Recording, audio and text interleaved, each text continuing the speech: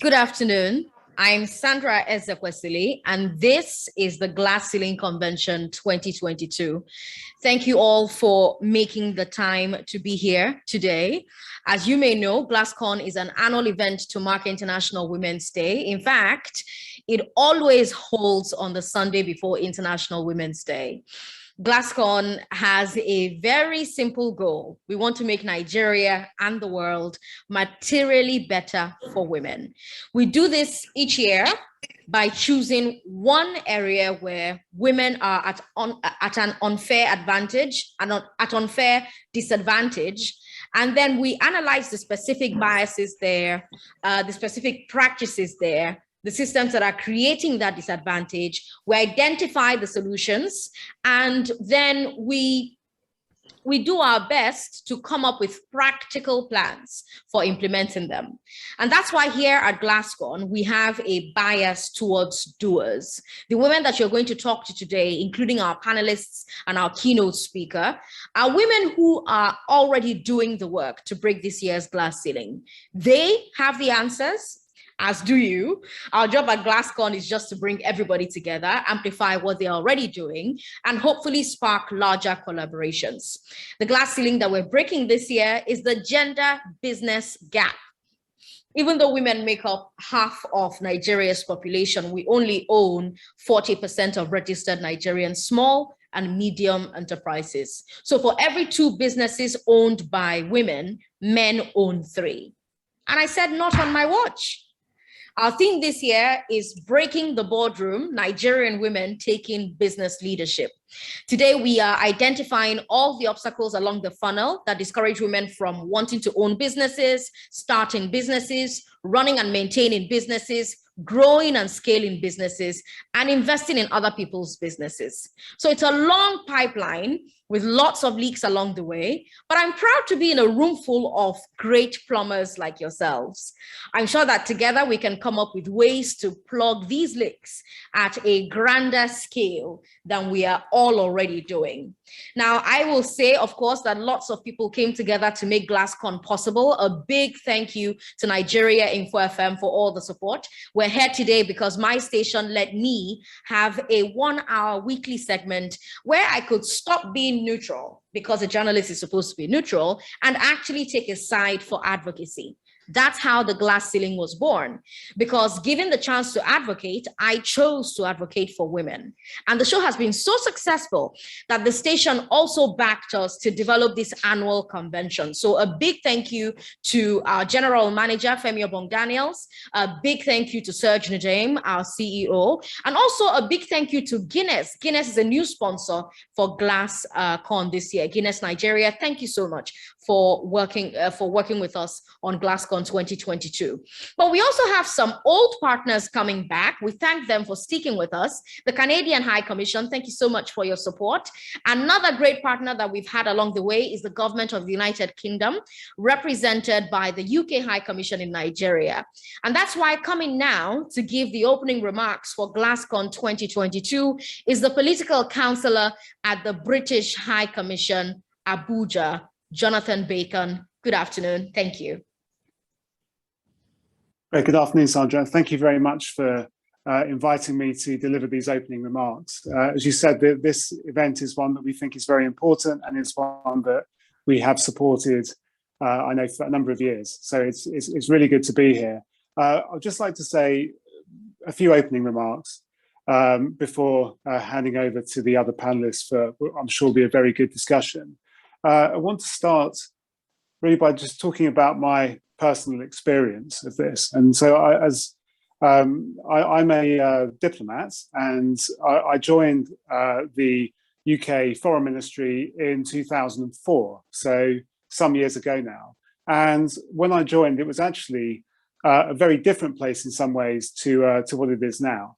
And so at the time, most of our senior leadership were men, and most of the British embassies or high commissions around the world had never had a woman as ambassador or high commissioner. And I'm very pleased to say that now has changed. So right from the very top, our foreign minister, Foreign Secretary Liz Truss, is a woman. Our Minister for Africa, Vicky Ford, who was in Nigeria a couple of weeks ago, is a woman. In Nigeria, my boss, Katrina Lang, is a woman, and she's the first woman to hold the position of High Commissioner to Nigeria. And this isn't unique to Nigeria. All around the world, in fact, at the moment, most of our larger missions have women as ambassadors or high commissioners. So, for example, in Ghana, in Kenya, in China, in Japan, in Germany, in France, in the United States, Russia, the UK mission to the United Nations in New York, all of those positions are held by brilliant women. And this is something which has been possible, not through positive discrimination, because all of the women I've just mentioned are absolutely brilliant, but it's some decisions that we as an organization have taken over many years, looking at the culture of the organization, looking honestly at the barriers people face and maybe unconscious biases which exist, which have created obstacles in the past. And we've made necessary changes to allow everybody in the organization to flourish. And, you know, a practical example, which I'm sure that when you come on to the discussion, looking at actually how to break through barriers and how to ensure fairness and equality in the workplace, you know, a practical step that we've now taken is looking at how we recruit for jobs and how we interview, and ensuring that interview panels are diverse, and making sure that people who are interviewing go through training on unconscious biases and are aware of those things. And what we are hoping for is an organisation which makes the best use of all of the talent that it has available. And I think that it's certainly since I joined, this has, you know, been a significant and a very positive transformation. And I think that as a man, this isn't something that I feel threatened by. I'm actually very proud of my organisation and the work that we've done. Although, like in British society and in many societies, there is still much more to do, and you know, we certainly shouldn't be complacent. And in my own case, just to say that my wife is also a diplomat, and you know, we manage two careers, and you know how we have done it is by alternating postings. So before we came here, we were posted somewhere else, and my wife was working at the time and I wasn't, and that's because you know we have a partnership and also an employer which you know enables that. And so I think there's also you know about creating a culture where people can flourish, and also having a supportive system and structures in place in the workplace to enable that. And certainly, as you know, someone who I myself have got 3 daughters, one of whose, it's actually her birthday today. She's 3 today. Yeah, I want them to grow up and live in a world where they can reach their full potential and not face any barriers in the workplace or in society broadly based upon their gender. I'd like to thank you very much. I've seen someone said happy birthday, so yes, thank you. So actually got to go and celebrate with her a little bit later. Yes, so I'd just also like to, before I conclude the remarks, to say about you know some of the work that the UK is doing in Nigeria, and as I said, that we're very proud to be a partner with this event and to participate and to listen and to learn. But fundamentally, the UK, the British government, believes that women's rights are human rights, and we are working in Nigeria and elsewhere in the world to help break the bias for everybody's benefits. And I think that, you know, I'm sure that most people listening will, you know, be aware of, you know, sort of why this is important. But certainly, you know, related to Sandra, what you were saying at the start around the economy in Nigeria, women and girls are at the heart of the UK's approach to economic development. And we think that enabling women to play an equal role in the economy is absolutely essential to economic growth and will help lift millions of people out of poverty. For any people who are, you know, maybe running a business or, you know, in decision-making positions, you know, apart from the, you know, fundamental human rights importance of it, empowering women workers is also, of course, very good for business. You know, we've seen statistics to say that employers that value all of their staff are more gender diverse, more productive, and more resilient.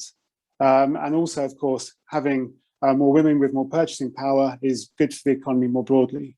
In terms of some specific things which we are doing, so our action is guided by what we're calling the 3 E's, which are educating girls, so girls' education being one of our key development priorities, empowering women, and of course ending violence against women and girls.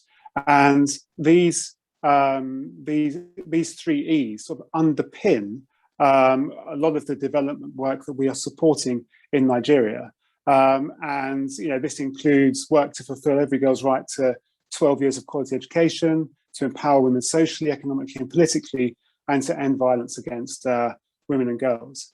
And so really, I would like to urge all women and men on listening to this and participating in this to think how they can use their energy and creativity into breaking barriers and promoting women and girls' full and equal participation in the economy and business, in society more broadly.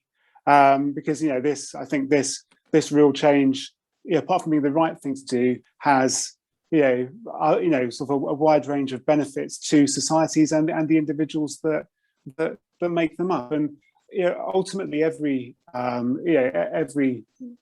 country, every situation is slightly different. But certainly, in my view, and the view of my government, some things are fundamental, and some values are very important, and we're very keen to stand up to them. We're also helping practically as well. So, for example, I mentioned at the start of my remarks, our Minister for Africa, Vicky Ford, was in Nigeria a few weeks ago. And one of the things she announced was about $100 million, so £74 million of UK finance working with the banking sector in Nigeria, looking at supporting entrepreneurs, and as part of that, women entrepreneurs who we recognise are facing barriers to business.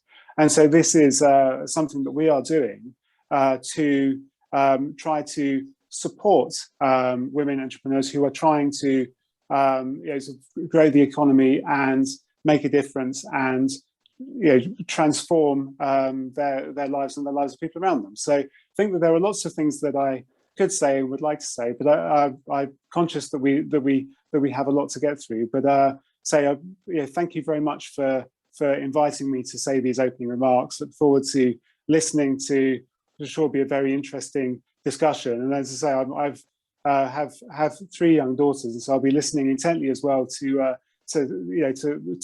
discuss with them afterwards, because they're very interested in this and have been sort of helping me prepare these remarks. But anyway, thank you to all, and I'll hand back to you now.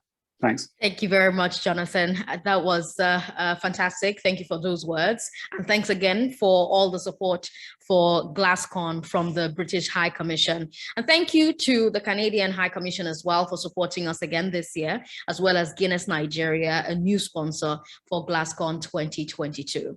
Let me remind you, of course, my name is Sandra Ezekwesili. I host Hard Facts. And this segment, this event, this convention, is a brainchild of my radio show, The Glass Ceiling. Now, while you are here, while you're listening to all of our great speakers speak, feel free to tweet. The hashtag is GlassCon 2022. So this is how GlassCon is spelled: glass and then con 2022. So use the hashtag, tweet, post on Instagram, screenshots, of course, of something interesting that someone just said during our conversation for the next couple of hours. So again, thank you to Jonathan Bacon. Now it's time to hear from our keynote speaker. But before I do that, remember that after our keynote speaker's speech, she's going to be joining our panel. So please don't hesitate to drop any questions you have for her in the comments. Now, we're streaming live on Facebook, Nigeria Info 99.3. We're streaming live on YouTube as well, Nigeria Info FM. This is also going out live on air on 99.3 Nigeria Info FM. But if you cannot listen to us anymore, because I understand that by 5:15, the stream on the radio will end, just don't panic. Go over to Facebook or YouTube YouTube and keep watching. Facebook is Nigeria Info 99.3. YouTube is Nigeria Info FM. Now, when we decided on this year's theme, our keynote speaker was my first choice to give this talk. That's because I've been following her work from a distance for years. She is the founder of Impact Her. Impact Her is an organization dedicated to getting more women to start and grow businesses. Impact Her is dedicated to closing the gender business financing gap. They help women build best-in-class businesses and access funding as well. Through Impact Her, she has reached over 60,000 women in business. That's pretty impressive. GlassCon 2022, it is my honor and my pleasure to give you your keynote speaker, Efe Ukala. Efe, thank you so much for joining us on GlassCon today. Thank you so much, Sandra. Really, it's a pleasure to be here today. I am extremely grateful for the opportunity. And obviously, when you reached out, it was a no-brainer. This is an amazing convention, and I am really proud of Nigeria Info FM and your sponsors for really, putting their money where their mouth is. So really, thank you for the opportunity. So when you approached me talking about breaking the boardroom, and I spent some time thinking about it, right? And obviously in the context of my own journey as well, the word rise came to me. When I think about breaking the boardroom as a female entrepreneur, I'm really thinking about the rise to the top and whatever the top means to you, right? You define your top. So it's really about the rise to the top despite the biases, the rise to the top despite the challenges, the rise to the top so that you can achieve your dreams. And of course, using that word rise, I'm not really trying to minimize the struggles that are baked in the journey, right? I don't think there's any female entrepreneur you speak to on the continent that will tell you, oh my God, it was easy peasy. I woke up one morning and I formed this business, and then by the next day, it was perfect, right? So there are the struggles. There are, to our speaker, Jonathan, he talked about the unconscious bias, which is something I also want to address. But how do we rise to the top despite the challenges we face accessing capital that you've mentioned? Despite balancing, especially for the African woman who is the glue in her home, despite balancing the needs of the home with the needs of running a business, and not just a business, trying to make sure it's successful, right? Trying to be able to compete in a space that is dominated by men, right? How do you balance that and still rise to the top? How do you ensure that you are getting the right people in your corner, especially as an African female business owners, right? We know that with men, you always have the old school network, right? Like if you need if you want to go to talk to an investor, you can call Mr. Jones, and Mr. Jones would call Terry, and by the time you make 5 calls, you already know what this investor is looking for, right? And then you show up and they're like, oh my God, like your business looks fantastic. But guess what? You've done a lot of the groundwork. You've done a lot of the research. Do women have that access, right? So when we don't have that access, because we are, women also are not dominating the capital allocation bit. We don't have a lot of women that are fund managers yet on the continent. How do we rise to the top still with that background, with that, sort of tainted image of what, those access should look like for women? And obviously the unconscious bias and mentors.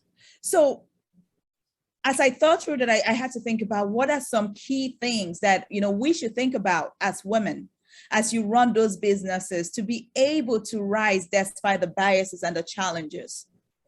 What do you need to have in your toolbox? And some of the essential things that came to mind was, first, knowing your purpose, knowing your why. Indeed, a lot of women will say, I go into business already knowing what I want to achieve, and, I want to make money, but is that enough of your why? Is that really what will make you wake up every day to put in your best work, So really self-assessing, like even if you've started a business, take a step back to self-assess, to really understand your why, finding that intersection between what you love, what you're good at, what the world needs, and what the world is willing to pay for. Or if you're running a nonprofit, perhaps not what the world is willing to pay for, but what the world needs. Bringing that into a melting pot and figuring out where can I contribute within this, within this narrative. A lot of people have asked me this question as to how am I able to balance working in corporate America as an investment lawyer and also running Impact Her, and which is an organization that has staff in over 4 countries now. And we currently have supported over 33,000 women in 53 African countries. How are you able to balance that? You have a demanding job. And I always say I'm able to balance that because I know my why. I know what gets me up in the morning. I know what motivates me. Impact Her, to me, it's not a job. It's a labor of love.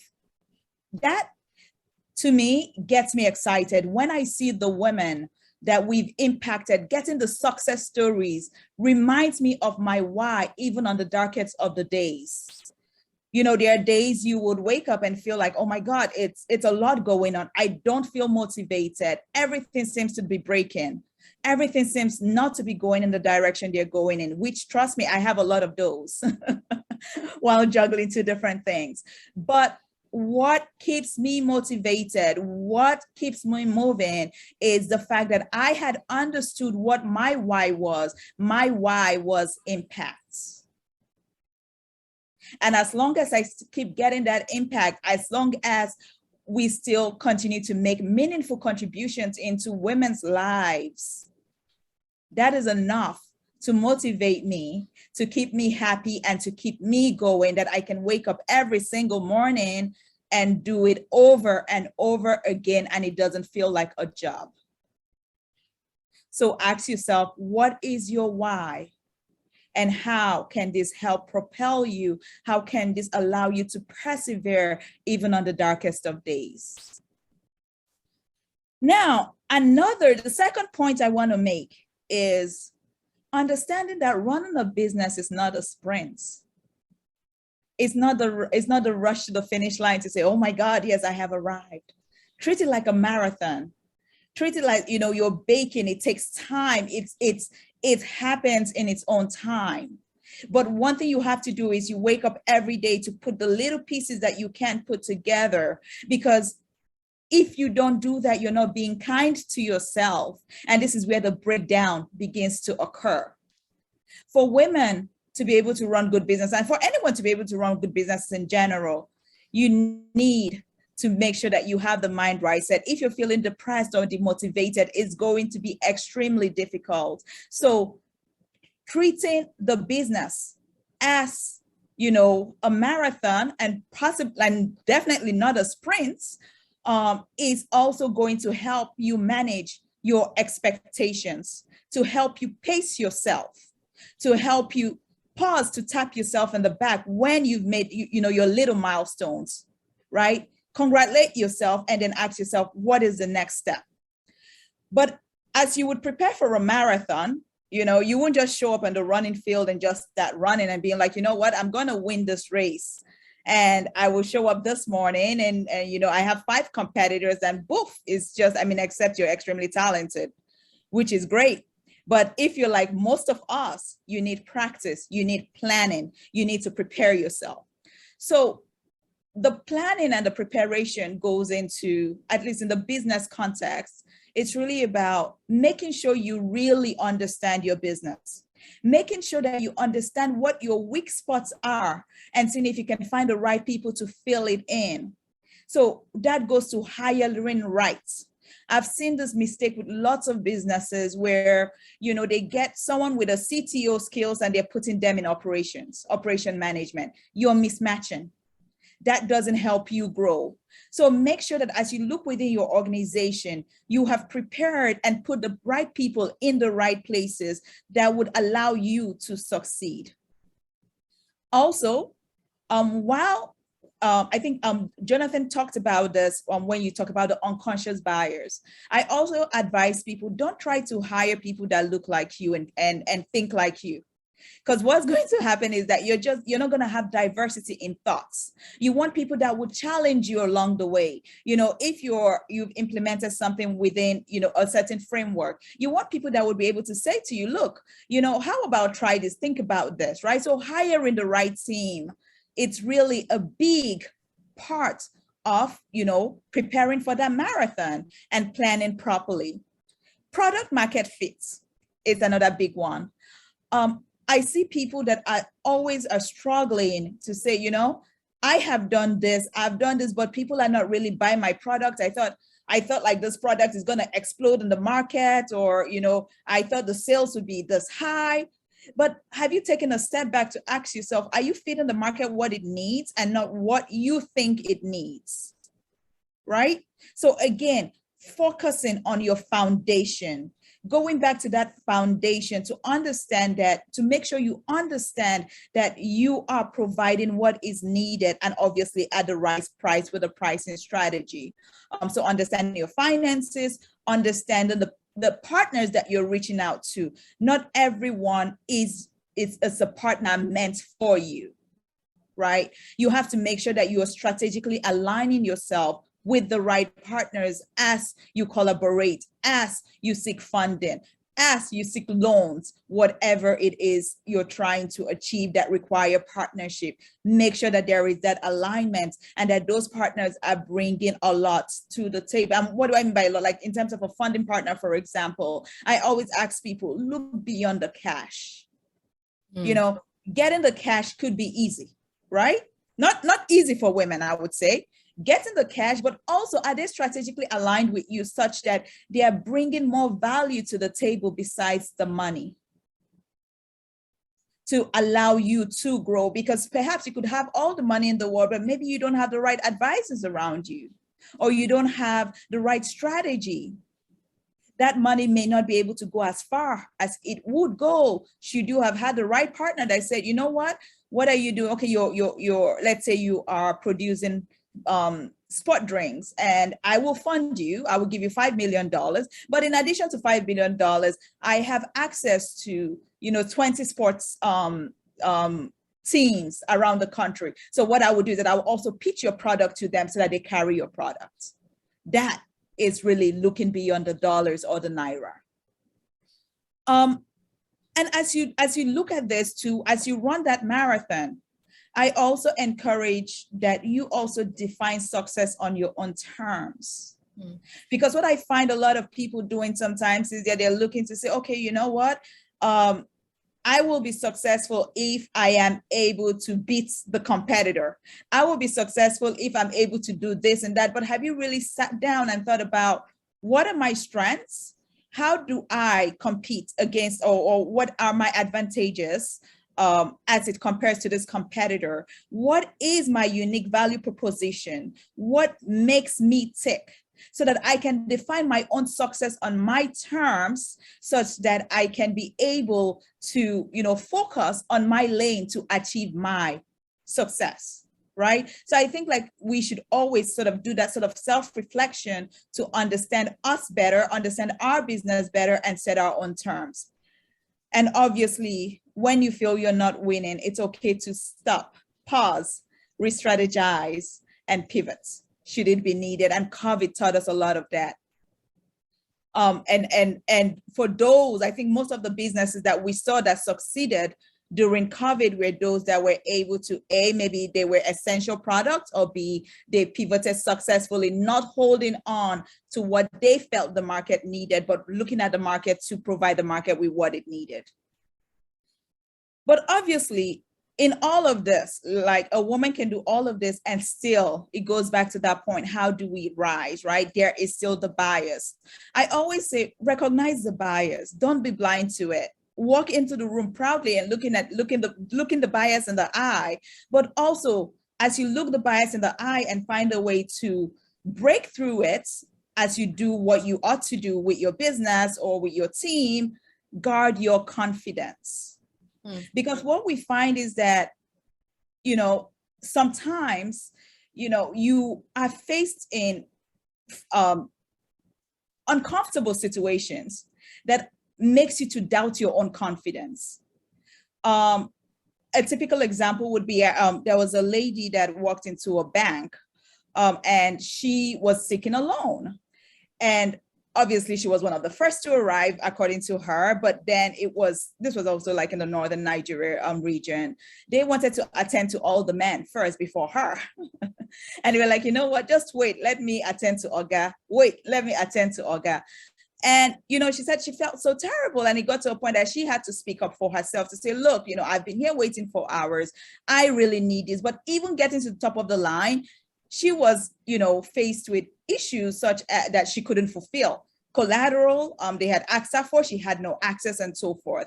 And obviously coming out of that meeting, she felt highly defeated, right? Asking herself, am I sure this is a business I should be into? Should I even run this business? Is there even room for me there, right? So what she found in that place is that, yes, the biases has sort of, made her to sort of break down, to doubt her own self-confidence.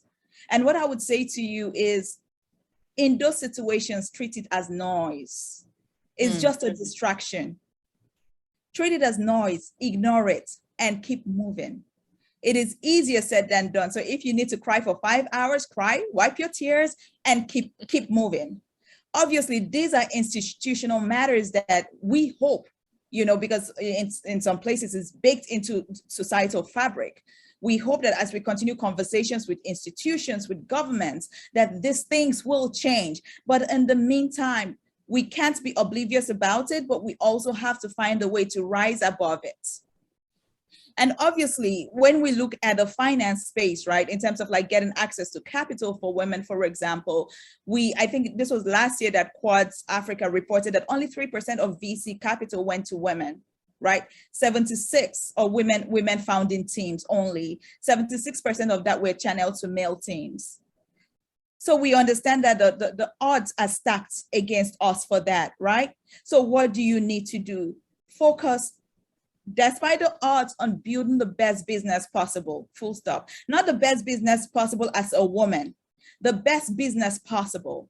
Focus on that, but at the same time, keep reaching out to your network. You can't give up. Reach out to, the few female capital locators in the industry. Keep knocking on doors, keep reaching out to men as well. I'm not just saying women, but also trying to find allies, because sometimes once you have the right ally, they walk you into the door and that opens the door for you.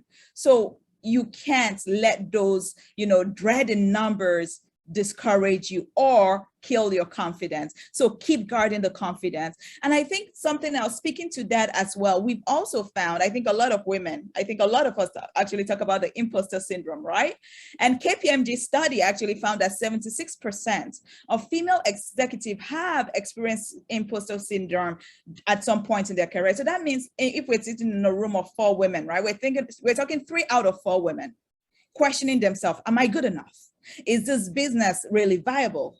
Are you sure that I am doing the right? I have had a woman ask me this. She was doing an amazing business and she said, Effie, are you sure this is the right business?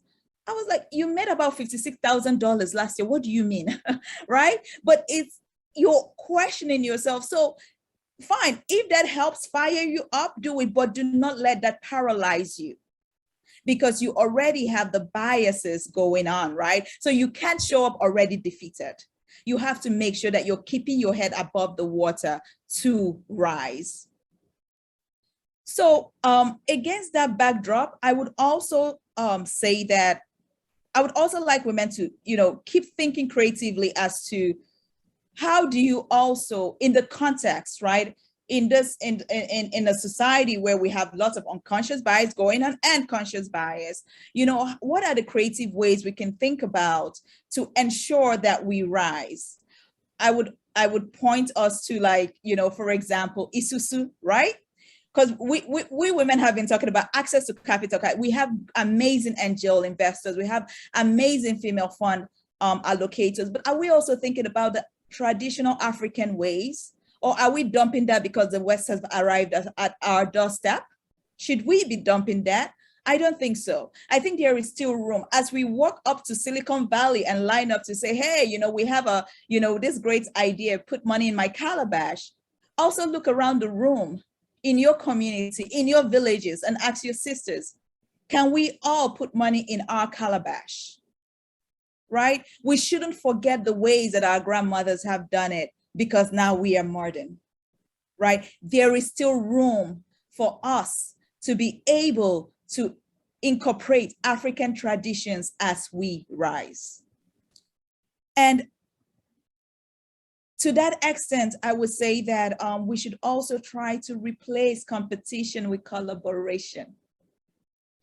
I was talking to a group of women, and they were saying, I needed this from her. She knows this, and like, oh, she's guarding it. She doesn't want to help me. But the funny thing is that sometimes, you could be talking to someone who you feel like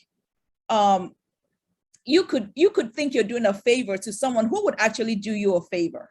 And an example would be like, there was a funny situation whereby this lady was like, I need these vendors. I heard you have some vendors. Can you share your vendor supply list with me? And the person who was being asked was like, playing around, oh, I'm sick today, tomorrow, come today, come tomorrow kind of narrative.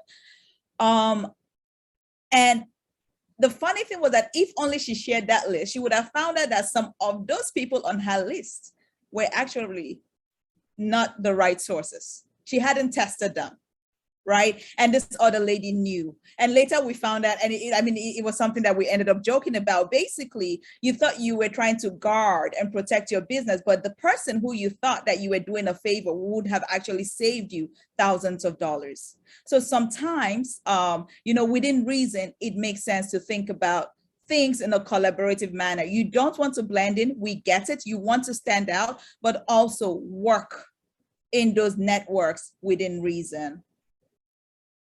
And I think I would end by saying that we should also remember that entrepreneurship is not an event, it is a process.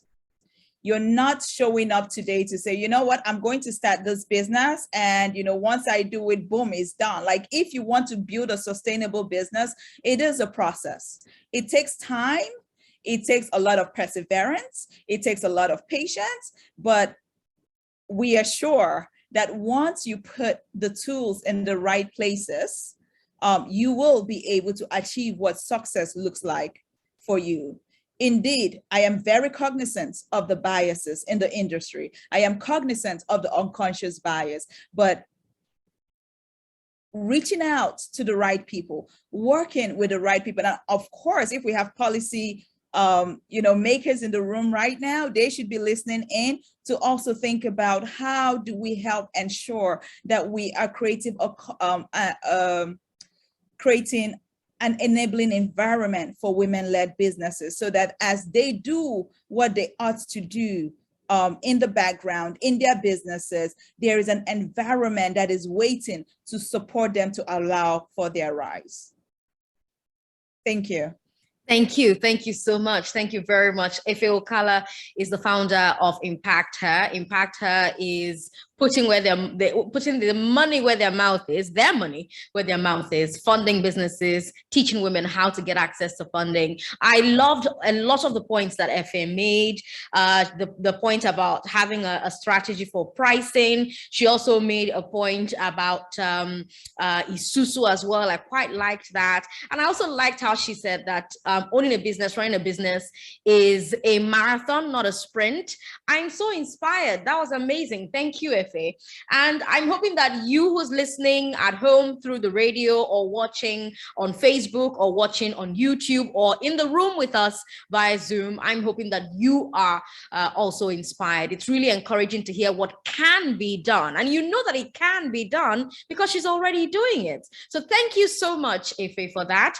Let's quickly move on to hear from more women who are also walking the talk. And walking with us is Guinness Nigeria. Guinness Nigeria, thank you so much for doing this with us this year. Thank you as well to the British High Commission and the Canadian High Commission. Now, remember to tweet as much as possible, GlassCon 2022. Put up posts on Facebook, put up posts on Instagram, GlassCon 2022. If you have questions for Efe, drop them in the chat box, and we're going to ask her as we go along. But let's hear from more women who are walking the talk. Like I said earlier on, this year we have assembled an all-star panel from all corners of the business world. So for the next hour, here's what we're going to be doing. We're going to identify the major factors keeping the number of women-owned businesses low. Then we'll talk about current practical things being done to overcome these challenges and what else still needs to be done. And then we'll talk about next steps. What structures do women need to build? I like how Ife mentioned Isusu, and it's interesting because her economy is doing an Isusu type thing. So what structures do women need to build? What structures do women need to provide the needed support to women in business? Like I said, we have a great panel. They're coming at these problems from different angles. Our first panelist works very hard every day to help women raise money for their new businesses. She's the co-founder of First Check Africa. First Check is an angel fund that focuses on women-run early-stage startups. Eloho Omame, welcome to Glasgow. Hi, Sandra. Good to be here. Thank you for having me. Thank you so much for joining us. Eloho has been on my show several times, Hard Facts. That's why I almost said Hard Facts there. Our second panelist is the chief economist at Coronation Merchant Bank. She's also a member of the Executive Council of Women in Management, Business, and Public Service, WIMBIZ. She's used her platforms and positions to advocate for equipping the female economy. Chinwe Gwim, welcome to Glasgow. Thank you so much. And then our very next panelist is also quite phenomenal.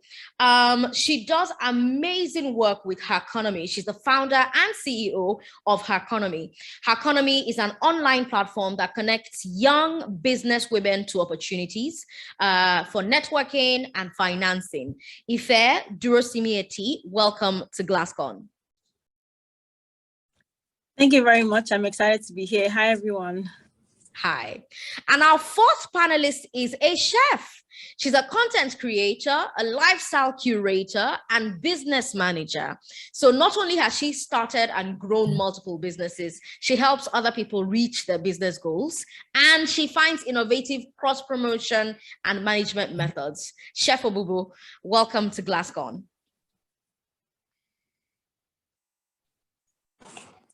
Hi, everyone. Thank you for having me here, Sandra. Okay, so Chef Obubu, we're going to need you to enable landscape on your device. That way we have the same format for everyone on the screen at the moment. Now, our fifth panelist was named one of 50 corporate women to watch in Nigeria in 2020 by Leading Ladies Africa. She's a member of the Lagos hub of the World Economic Forum's Global Shaper community. She works on various programs to increase African participation in the digital economy. Simbo Olaritogun, welcome to Glasgow.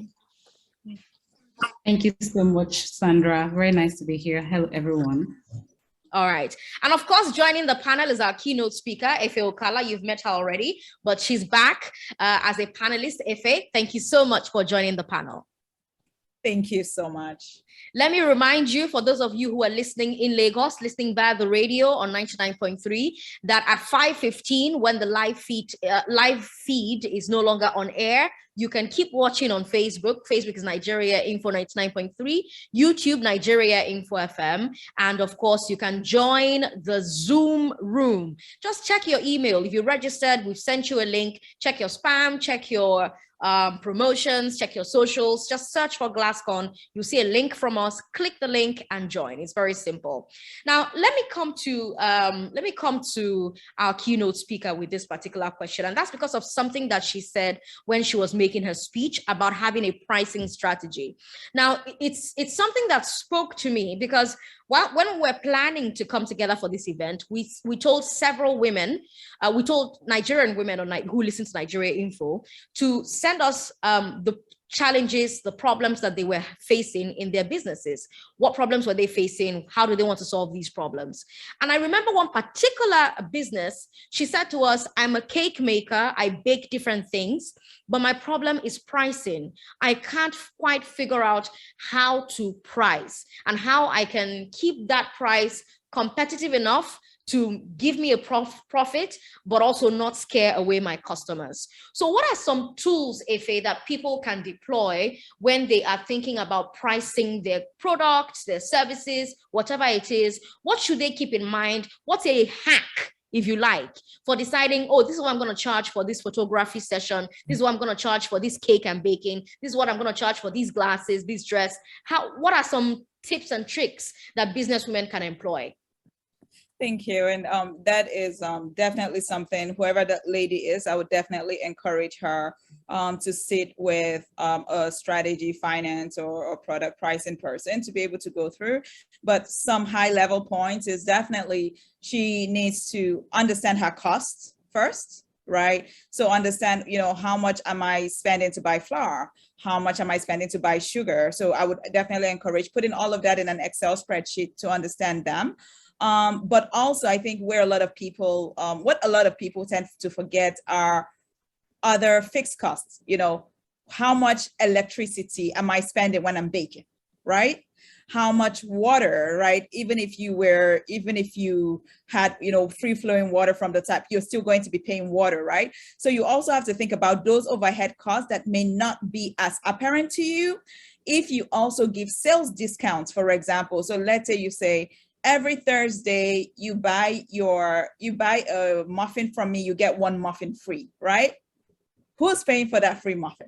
Have you baked that into your price point? If you are giving things to influencers, have you baked that into your price point? So that's where we find that a lot of women tend to drop the naira or the dollar costs and forget about it. And then later on they said, well, I priced this right, yet, I go to the bank and I'm not still seeing enough money. I sold all of them, but I still haven't recovered my costs. But that's because you are forgetting some essential costs that you may not be thinking about every day. So you have to even go as deep as calculating your hourly rates, right? Like if I spend 10 hours baking this cake and I have an assistant that helps me to bake this cake, have you also baked in that time, right, that you are spending? Because again, most people would forget. So I definitely say, look at your price and make sure that you have incorporated every single thing along the way in your costing. Look at your cost and ensure that you've incorporated every single thing that costs you money and time into that, including the freebies you're going to give out. And also understanding your market, right? So understanding your competitors, because that also lets you know what customers are willing to pay. Exception luxury good, right? So if you're the Gucci or the Chanel's of the world, you may be able to dictate your price. If you're like iPhone that comes out with something like extremely innovative, you may be able to walk into the market to say, you know what, I am going to charge $200 for this or 500,000 naira for this, although no one in the market charges it, but my value add to the market is so different. My product is so different that people will be willing to pay for it, or my customers are high net worth individuals, so they will be willing to pay for it. So understand your products, understand who your customer is, who your target customer is. Are they high net worth? Are they everyday people? Do you want the mass market to buy it? Understand your competitive pricing. And with that, you should be able to have somewhat of a good guide to be able to point to where you're pricing it. But again, this shouldn't be guesswork. You should actually sit down. It could be a painful process, but fun for me. Sit down, have your Excel spreadsheet, understand your market, understand your own cost, and allow yourself to arrive at, again, if you're taking a market-based approach, whatever approach you're taking to your pricing, arrive at something you're comfortable with and you feel your target customers will be willing to pay for. Efe, thank you very much. I think that was a great answer. Let me come to Eloho Mami next. Eloho, I want to talk to you about First Check Africa. How do you do what you do, and why did you decide to found it? Okay. All right. Thanks again for having me, Sandra. So why did we decide to found First Check Africa? start there. We started First Check now about 14 months ago. We started as an angel fund. We're not an angel fund anymore. We're a venture capital fund, which means that we have limited partners who have invested capital into a fund, and we're raising a dedicated pool of capital to invest in technology startups across Africa that have women as part of their co-founding teams. The why, we already talked about some of the numbers. The why is the fact that 1% of capital that comes into the ecosystem at the moment goes into ventures that have all female founding teams. 76 or so percent of capital goes to startups that have all male founding teams. And then the difference is made up of startups that have the mixed gender team. Often when we say that statistic, the pushback that people will often say is, well, women don't start technology ventures at the same rate as men do. It's a very lazy pushback, because the reality is, from a proportional standpoint, about 10% of startups have all female founding teams, and that means 1 in 10 of those go on to be able to raise capital for their startups. So that's already bad enough.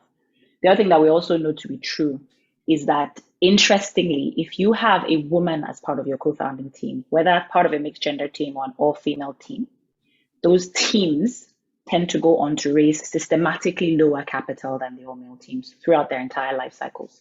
By some estimates, it's as much as half. There's lots and lots of studies about kind of what the effect is of having some of these biases built into the venture capital ecosystem, of having these stereotypes, etc. What is not in dispute, regardless of which study you're looking at, is the fact that teams that have women in them or are exclusively constituted of women raise systematically less capital than otherwise. Now, I was making this joke yesterday that if you're a male founder in Africa, you're probably better off not having a woman in your team if all you want to do is raise capital, right? And that's obviously not the kind of world that we want to live in. The other reason that we started First Check Africa is because it's very, very important to us when we think about the technology ecosystem as a whole and think about what's happening. It's important to us as two women who are in this ecosystem when we don't see ourselves represented in some of the outcomes, right? So what I mean by that is technology is creating wealth in Africa in a very sort of unprecedented way. You have a new generation. I say in many ways, sort of, we're witnessing a changing of the guards, and that has happened not through our historical petroleum wealth, not through government wealth necessarily. You have some self-made entrepreneurs that are coming out of the technology ecosystem, and it's happening very, very quickly. Everyone's talking about Flutterwave's last valuation of $3 billion. What perhaps people are not talking about is the fact that that company has minted a few millionaires, right, over the last 5 or 6 years. There are no women around that table. We're not part of the conversations that are happening at that level. And I think Africa's gender wealth gaps and Africa's gender income gaps are already bad. You mentioned a couple of statistics, right? You mentioned, for example, that 40% or so of companies in Africa are started by women. We know that something like, I think, 3 out of 4 of every dollar of salary that is earned in Africa goes to a man. And sometimes it's for comparable work. One thing that I think a lot of people miss is if you look at things like our assets and our wealth, women are massively underrepresented. And actually, it's interesting. We go from salary being one number, 7 out of 10, to wealth being a much lower number. And what does that mean? It means we're collecting the salaries, but we are not investing those in real assets or in wealth. And there are many reasons why. We often sort of land it as women don't want to invest. Sometimes women can't invest, right? And I suspect that is a little bit more what's going on in some of the numbers. So we started First Check Africa because we want to see many more women be part of the story and the narrative that is being crafted around technology in Africa. We think there should be a Flutterwave that has a female entrepreneur out of Africa at its helm. There should be a Paystack. There should be name another company, right? It's happening, but it's not happening nearly at the rate that we would like to see it. And the final reason, I think, or the third kind of the why for First Check Africa, is that part of how it happens is you start to have women allocate capital. Part of how it happens is you insist that certain pools of capital are for female entrepreneurs. That's one of the most effective ways to actually make sure that female technology entrepreneurs get capital. Because if you make them play the same game as they've historically played, we know what the outcome is. It's 1%, right? So how about we have dedicated funds that are for women, and we're not funding businesses that are at lower quality. We're just saying, you know what, this particular channel is for the women. And let's start to adjust some of these inequities in the system. So that's the why. So how we do is we take capital, investors on one side, entrepreneurs on the other, First Check Africa in the middle, And we're investing capital on behalf of what we call our investors, which is effectively our LPs, and we're deploying into technology ventures that, like I said, are founded or co-founded by women in Africa for the African continent.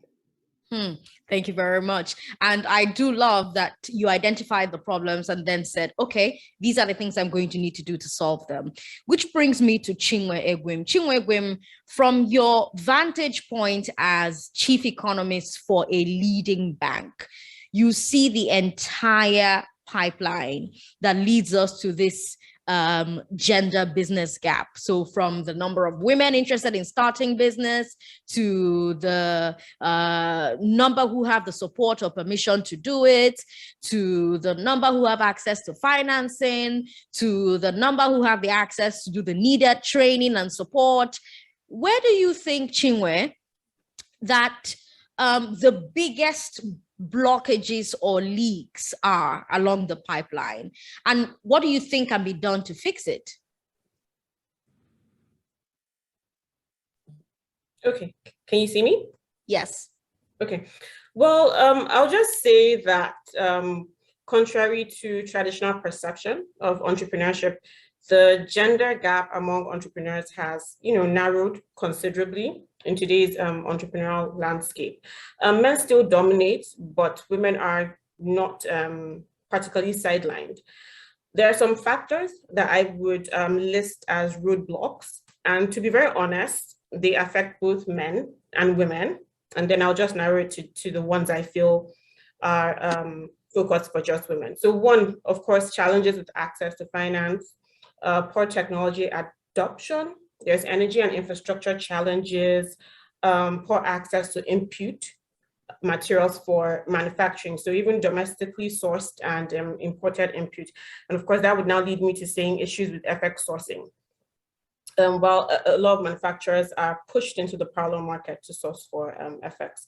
There's also multiple taxations, and that depends on the sector that you're operating in. You'd find the technology sector really suffers from this multiple taxation issue. Then, of course, unskilled workforce. I think every entrepreneur you meet would list that as an issue. Now, some of the roadblocks that I feel are specific to women include poor financial management, poor capacity building and support, non-affiliation with business or trade groups, networks, company certification issues. That's really a huge problem amongst entrepreneurs in the female economy. One perspective is that women-driven businesses may not be well equipped, or women businesses that are driven by women are not well equipped in terms of structure, required skills, and sometimes the absence of a medium to long-term vision around, scaling or expansion. Anecdotal evidence does show that a percentage of women-owned businesses starting or kicking off their businesses do this from passion or the necessity to have better flexible work hours or have better control of their time to allow them balance family and work properly. And what you will find is that some of these businesses lack structure and have foundational cracks. Some, they don't have the necessary documents from CAC, FIRS, PENCOM, there are a few others. They don't have financials, whether actuals or projected financials. Comprehensive business plans as well, and feasibility reports are lacking. So these are a few areas I feel are contributing to the gap that we see with regards to female entrepreneurs and male entrepreneurs in the economic and also business landscape. And of course, I would always talk about structure because I know when I come on platforms like this, access to finance is always thrown at me. So structure is very important with regards to accessing loans from financial institutions. When you say structures, what do you mean? And also when you say financial reports, I hear that and it's intimidating because I'm a small-time businesswoman. I'm baking cakes, or I'm making dresses, or I don't want to talk about the startup tech stars right now. I'm talking about the majority of businesses that we got from business women when we're asking women for entries about their different businesses. So you're saying to me, give me your financial report, also structure so that you can access loan. And I'm hearing that and I'm like, okay, what does that mean? Pretend I'm a grandmother and explain it to me. How do I structure my tomato business? How do I structure my cake business, Yeah, from access to loans, when you apply for these things, people may not know, but credit risk analysis are usually conducted. And these documents I mentioned, I'm going to drill down, are examined. We have to understand that, first of all, let me reel back. I acknowledge that there is a struggle with accessing finance. It is there. But we also have to understand that depositors' funds are where these loans are pulled out from. So your money, my money, people who are depositing money into these banks. And so a lot of banks are trying their best to stay cautious with regards to non-performing loans, which is what we refer, that's bad loans. Now, what are the documents? So when I say CAC, just registering most companies are not registered. I think I conducted, when was this? 2 years ago, a workshop on the back of my role with the UN as a national consultant. I made a mistake with that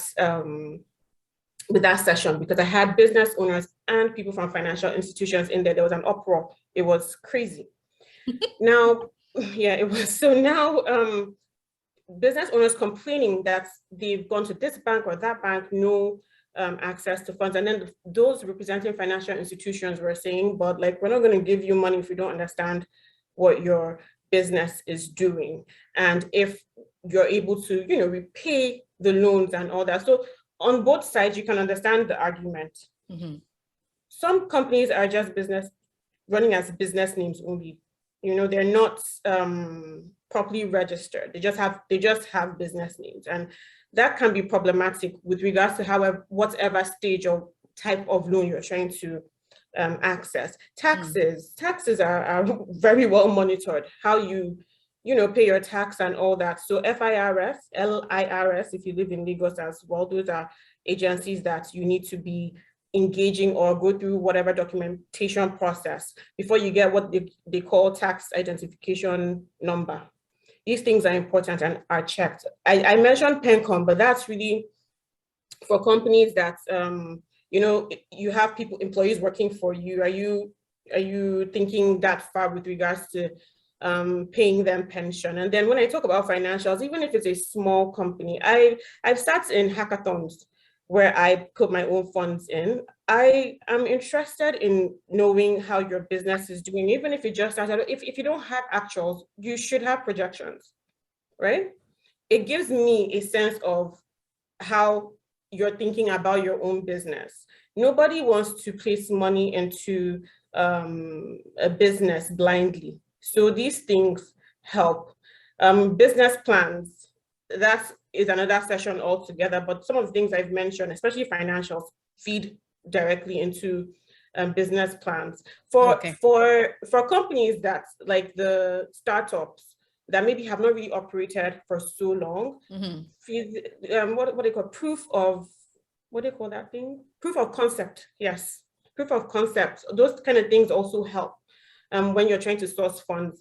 I'm now talking maybe from networks or from hackathons or pitch sessions. So yeah, let me stop now and wait for my next question. Okay. For my next question, I'm going to come to Ife. Ife is the founder and CEO of Hackonomy. Ife, you've built a community of women leveraging on each other's strengths, each other's assets and networks to grow in business and in career. When Ife was giving her keynote speech and she mentioned Isusu, I immediately thought about you because that's also kind of what you are into, kind of somehow. Now, what would you say are some of the ways women can use community to overcome the biases against us in business? Thank you very much for that question. And I love the various examples that Ife gave. So if you are looking at some of the things that women can do to stop or to change the game. Oh, sorry, say the question again. So how they can leverage community? Yes, right? how can we leverage how community to overcome the biases against us? Yes. So community is important in everything, right? The truth is, when you see a woman who is close to you, who probably maybe you guys were on the same level before in your business, and I always say that the easiest way for you to tap into or get inspired by another thing is when you actually experience it by yourself. You see there's a woman who came into our community, right? She won a grant from us, I think in 2019. But when she applied for the grant, she didn't know that she had won. So I said, okay, come and meet us at so and so place that you were shortlisted, so that at least there's some certain elements of surprise, right? At that point in time when she came, she didn't even have money to come and collect the grants that she won. She came in there, got the grant. She used that grant to get her NAFDAC number for her business. Today, that business she has distributors in, I think, over 7 countries now. She got a lot of visibility. She's won more grants because she's gone through mentorship and capacity building within the community. And other people within the community who saw her progress, they're inspired now to tap into other opportunities that, come by. So I always say that's the importance of community. You see other people that are going through similar issues that you're facing, you're inspired by them, you can ask them questions, you can leverage like peer-to-peer, mentorship. You can ask, some of the community leaders, okay, you've gone through this thing, how are you able to balance work and life together? And there are other people that you can ask. So that's the importance of community. For women, it is extremely important for us to stick together and continue to leverage each other's strengths. A lot of people have gone ahead, and if you look at the top of the women at the top of their careers, or women who are in top positions in different offices, they're not that many, they're only 5%. So how can we tap into the knowledge that those people have, or what are some of the things that they did to get to that level? It's very hard for you to find access or to get access to those women on a one-on-one. But if you're a community of people, we can actually reach out to these women, and they know that, okay, if I come to this platform one time, I can reach thousands of other people, right? As opposed to them giving you their time. If not, they will not even have time to continue to grow their own business or stay at the pace or grow at the pace that they are. So those are some of the ways that community, helps you. It helps your mindset renewal. I know a lot of people, when we say, okay, we're giving out grants, we're doing a capacity building session, a lot of women are scared to even apply because they're scared of, one, rejection. They need to know that a lot of us who people think, we're doing okay and all that, we've also faced rejection, and we still face rejection even now on a day-to-day. How are we handling those rejections? If we're able to share them, they would know that it's okay to be rejected. You might get rejected today, tomorrow, next tomorrow, but one day that door might open, or that door might never open, and that's okay too, right? When you're seeing and hearing all these things, I think it prepares you and lets you understand that you can achieve whatever you want to achieve. So thank you so much. That was a brilliant answer, Ife. Thank you so much. Let me remind you, of course, those of you who are listening to us via the radio, that once the radio feed goes dead and we're back to sports on 99.3 Nigeria Info, you can switch to YouTube, Nigeria Info 99.9 Nigeria Info FM. That's for YouTube. Facebook is Nigeria Info 99.3, or quickly check your email. If you're registered, check your email, find the link, and join us in the Zoom room. Now, Chef Obubu, you run multiple businesses at once. What were some of the obstacles that are more targeted at women than men? How did you overcome them?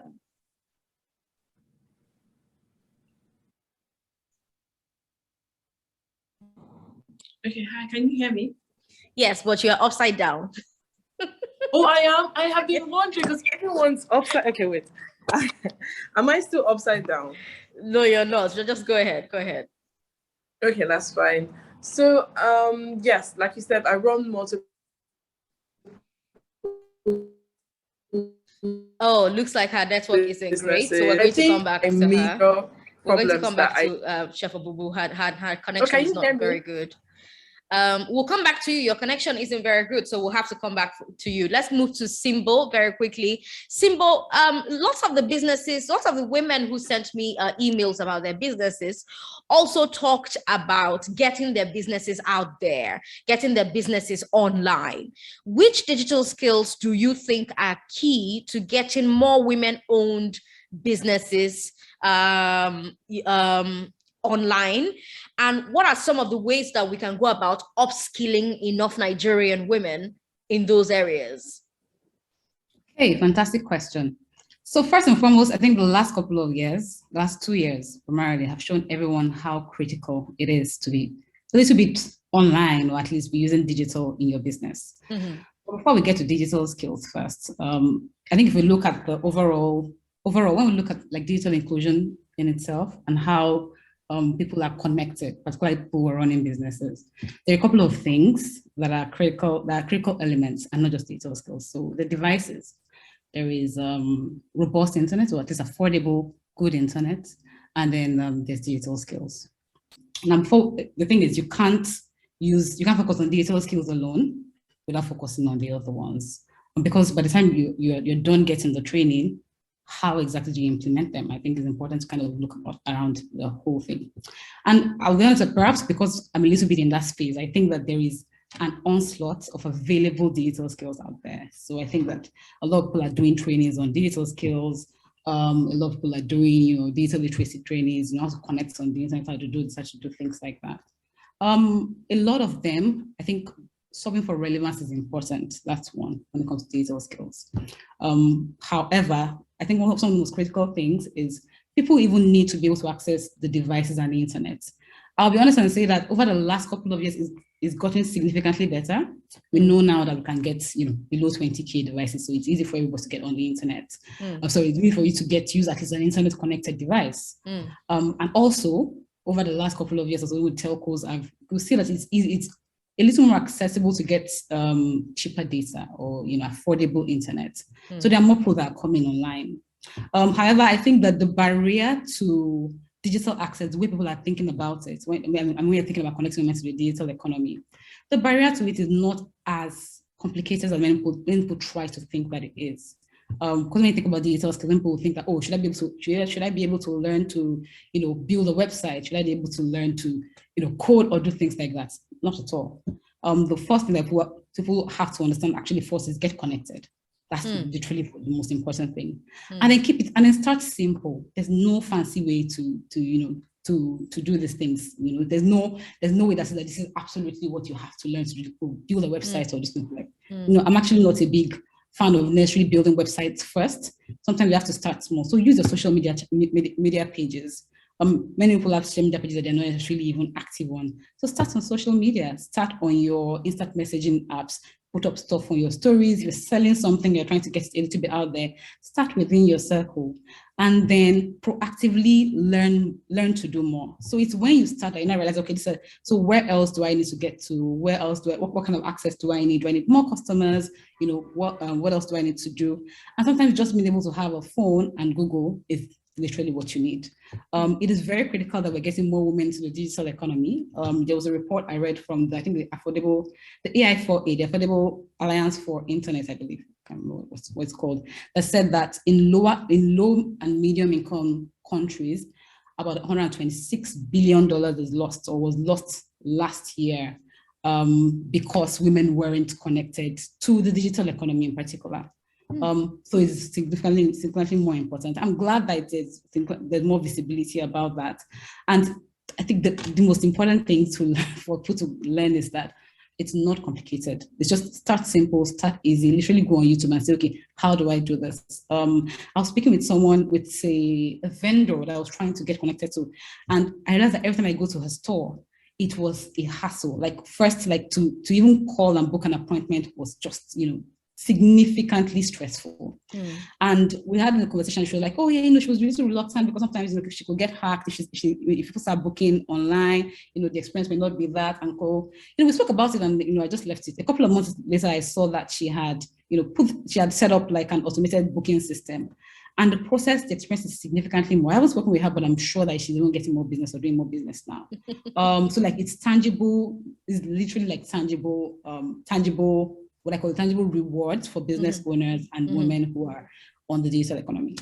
All right. Thank you very much, Simbo. Simbo says, first step, get connected. And it doesn't need to be fancy. It doesn't need to be expensive. Get connected first, and then let's move on from there. So I hope that answers the question for a lot of the women who sent us emails about their business and how to get their businesses out there. Now it's time for the business clinic. On the Glass Ceiling and at GlassCon, we have a bias towards action, right? And applying our insights to the real world and real world problems. And since the real world problem is women in business, what better way to apply our insights than to help a few business women work through their current challenges. So I am hoping that 3 of the women whose businesses we really liked have joined us now as panelists, and they're here, so that if our panelists have further questions that they need to clarify, those women will be able to answer as we go along. But our first businesswoman is a lawyer who owns her own legal practice, Andromeda Oragui. Welcome to GlassCon, if she is in the room already.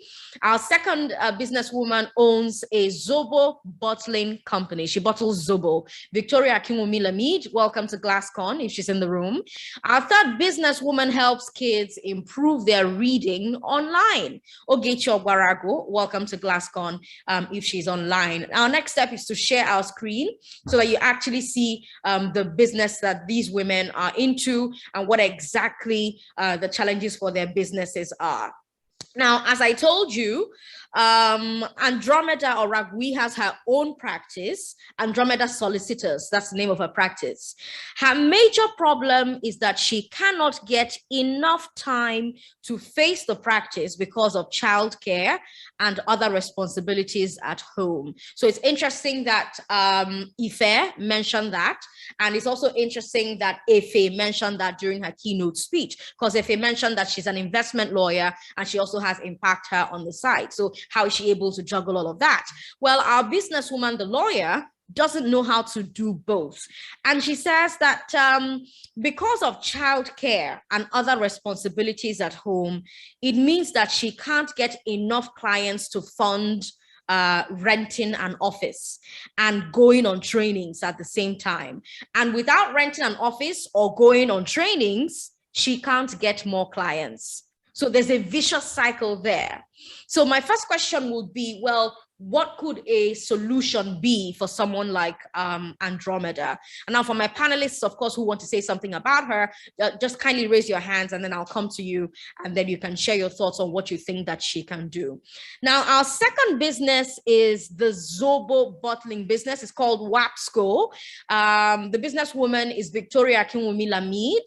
Victoria has been making and selling Zobo for 27 years. When I heard this, I told her, yo, it's almost as if I should make you a panelist. So she's grown her passion into an operation that produces 1,000 bottles of Zobo a day, 5 days a week. Distributors move over 90% of her output, but she also maintains a small retail operation for the rest.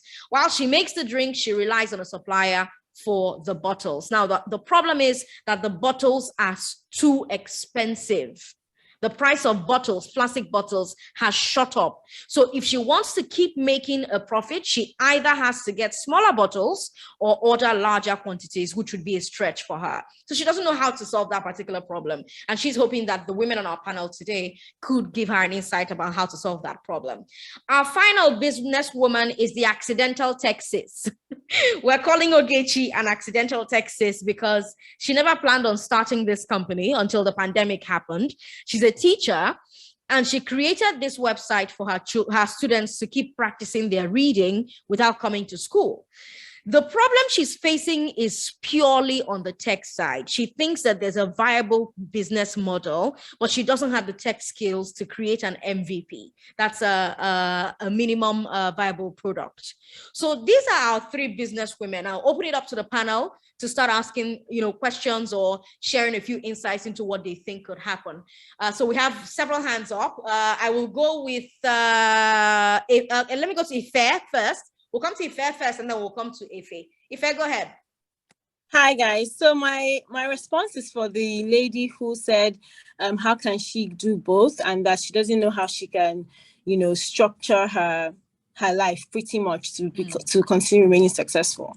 So I always tell people to be an entrepreneur is almost worse. I wouldn't say worse in terms of like bad, but it's the timing. You don't have time, because the beginning of your business is very, very critical to the success of your business, right? And to be honest, I used to work, and I'll use my own self as an example. I used to work in a 9-to-5 in a multinational, actually, and I used to get paid a lot, right? And even when I got paid a lot, I couldn't even save or do anything that could even help me get extra income or whatever. I quit my job now, and I now started my business full-time. My first week in business, we got robbed. My first week in full-time entrepreneurship, after we had gotten a workshop and set up, we got robbed. Everything was stolen. And I was like, God, how am I going to do this? I'm saying this story so that you understand that things can get really bad, but you can actually move on from there where you have the right structure, right? I was so broke to the point where I had to take money out of my pensions. So just to give you guys context. And then obviously we didn't have any money, because we had to now rebuy all the things that we had bought and all that. But what did I do differently? Because I knew that, now we don't have money. We have to put in all our energy, all our resources and all that, so that we can even take this business to the next level and actually, use whatever profits that we were getting well. I had to get structure at home. It is impossible for you to want to do everything by yourself. And this is in work, and this is also in business. So let's say, for example, this her own case study seemed like she's a mom, so obviously she has responsibilities at home and stuff like that. You need to get a nanny. You can't say, I don't like people in my space. It's the sacrifice you have to pay. A lot of people, it would be difficult, because you get a lot of people in your ears telling you, you're not doing enough, you're an irresponsible mom, you are this, and I got all of that. But I had to keep my head screwed on, and funny enough, this discrimination or these biases might even come from the people that you love. So your mom, for example, might call you. There was a time I was trying to raise money for my business, and I had gone from Lagos. I was supposed to go to the UK to do a partnership announcement with Amazon. And we had a family wedding in Marrakesh. So I routed my tickets as Lagos, Marrakesh, London. But the wedding got postponed. But I still had to go to Marrakesh, because I didn't want to waste money, one, and I still had to get to London. So I still went to Marrakesh, and I went to London. That whole journey, I heard so many things like, you're an irresponsible mother. And immediately I came back, I had to go to Senegal to raise money for my business. And guess what? My mom called me, and she said, If this is just 1 month, you've traveled a lot, blah, blah, blah, blah.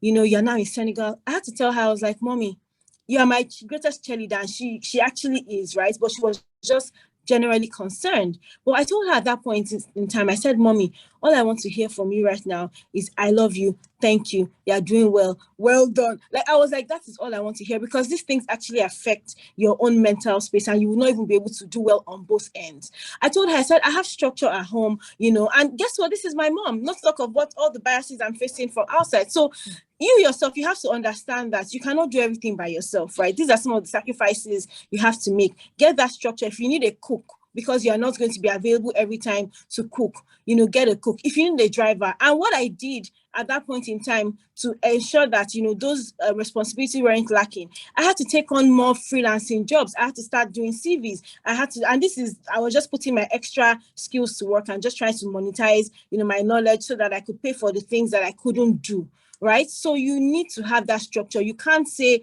you're going to do everything by yourself, go to all the, parents teachers meetings. I try to go to the times that I can, but the times that I can't, I explain to my kids and my spouse that, see, I'm trying to do this, and I can't do this because I've booked this time to do this before, and maybe I had a meeting before, and they have to understand.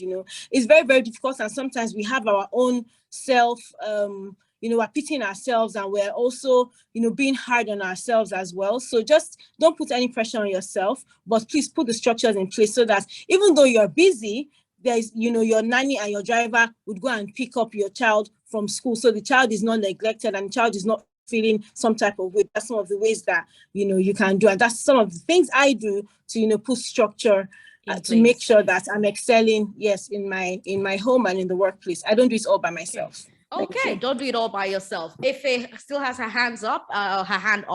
Ife, what say you? Yeah, so I was gonna, Ife, thank you for that great insight. I'm just gonna add to the law firm bits, given that she addressed the home bit and the balancing.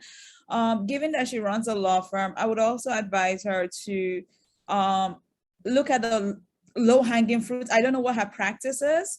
If she's a corporate lawyer, for example, and she reviews maybe complex shareholders agreement, don't worry. No, she says that the only kind of business she gets now, she has to troll police stations to try and bail people who are arrested.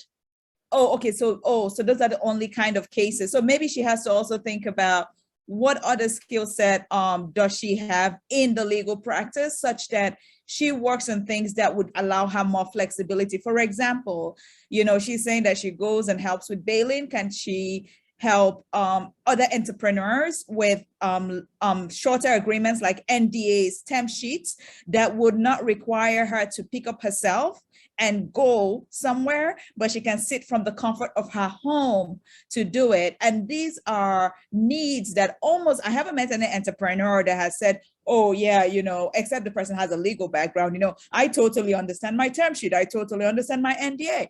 Those are, again, if she has a corporate practice, those are places where she can add value, get clients that would not require her to be really out on the streets, if that is also, with her limited time.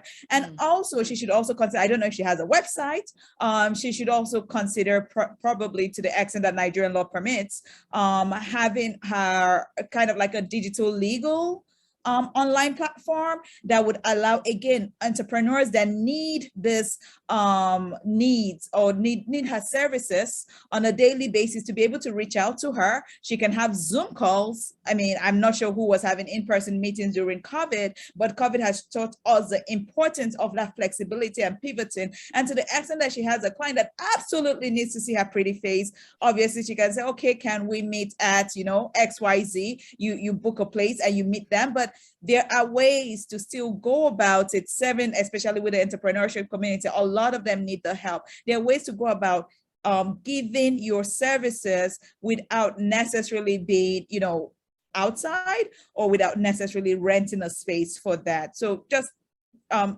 few nuggets to think about. Okay, thank you very much, Efe. That was really fantastic. I saw Chef Obubu's hand up. Chef, you have a few thoughts to share? Hi, I don't know if you can hear me properly now. I can, yes.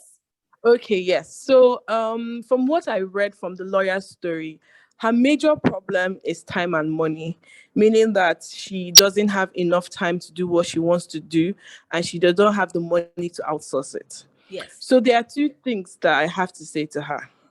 The first one is, I know initially a lot of women have taken up childcare and domestic labor as their responsibility in the bid to help out, and then it now feels like it's what they're supposed to do.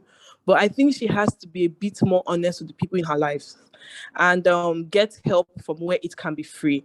I don't know, there was no mention as to her family members, but I'm just guessing that she would have other people around her that she can reach out to and just be very honest with them that I need time for my business and it's not working out for me, even if it has to be her husband. And she has to be very clear on the amount of time she needs and set out boundaries, in the sense that that's the first, because even if you are trying to say, oh, okay, I can juggle looking after children and doing my work, maybe on a Zoom call or something like that. I mean, have you met children? They would be taxing on you, you would have to tell them, sit down here, sit here, do this, do that. So to actually get proper work done, you actually don't need them in your working space. That's one. Two, in terms of finance, it's really hard out there for lawyers, from what I am hearing, especially for people that do not have access to the type of clients that they want to have. Like they rightfully said, there are other things that need legal advice. So I feel within her community, she needs to be, because that's one thing else that can help her. She might be looking outside for a clientele that is right under her nose. We have other issues that a lot of people face in different areas of their life, like very small issues that they need a lawyer to consult on. And most times, most lawyers don't want to deal with little issues. Like there are some issues, I'm not a lawyer, but I'm guessing from my experience as a chef, there's the prepping and there's the cooking. I don't want to have to deal with the prepping. That's what I want my sous chef or whoever is on the line for me to do. I want to actually do with the actual work of it. So I feel like there's a market there. There's a niche market there in things like they said, the NDAs, advising people and things like that. Sometimes she did mention, I have to say this, she did mention that a lot of the good lawyers get more clients by litigating. And the only way to be a litigator is to get in court and litigate cases. But she cannot go to court to litigate cases because she has to take care of her children, because if she doesn't raise her children, she's worried that her children will not turn out great. But if she doesn't stay home to raise those children potentially don't turn out great. But if she's not going to court, she's not meeting clients, and so she cannot have her own office, her own law firm. Right now, she's practicing out of her house. So she's just trying to figure out a way to break out of that cycle that she believes is very vicious. I think her first problem is feeling that she has to personally raise those children for them to turn out right. With children, I would like to say it takes a community, like they say, it takes a village. So there's the school, there's the family members, there's the father. I think as a parent, one of the things you should do to your children is just be able to effectively communicate with them. Even if your job makes you to travel or to come back, so far you are in constant communication to know where their head is at, what they want, where their feeling is at. To a very good extent, you'll be able to get more out of your children than constantly just being there and feeling like you have to put a 24/7 eye on them. So for her business and her children, she's taking in a lot of work. And I know it's very easy for people to say, oh, get a nanny, get a housekeeper, but financially she's not that strong, which is why I suggest she should look into her family and her friendship. How much free time can she take off from her friends and maybe say to them, free like, labor okay, can she get? Free labor, I mean, for now. And you can always pay back free labor with something else. You can say to your friend that doesn't cook, okay, if you have a nanny, I mean, you already have a nanny, having to watch one extra child might not be a problem for that nanny. Can I have your nanny babysit my child? And when I'm cooking for the week, I do a full bulk for you as exchange. So she can create a community where she exchanges labor with women, because there's some women too might be in her community, in her area, and those ones probably don't have time to cook, or they don't know how to cook, or there are other things. Maybe they need legal advice. Okay, she's a lawyer, so I mean, I'm guessing she has someone that has a business she wants to start up, someone that needs other things. So in exchange for my free advice or legal services in places where you don't have to pay, why don't you help me with assisting in watching my child or things like that? That is something that would work better for her, because any other thing she has to do will still take more money and more time, and she doesn't already have money and time, in my opinion. Thank you so much, Chef Obobo. That was really great. All right, so we have Oge in the room, and Oge is saying to us that she already has an MVP. I'm seeing a message from her in the chat.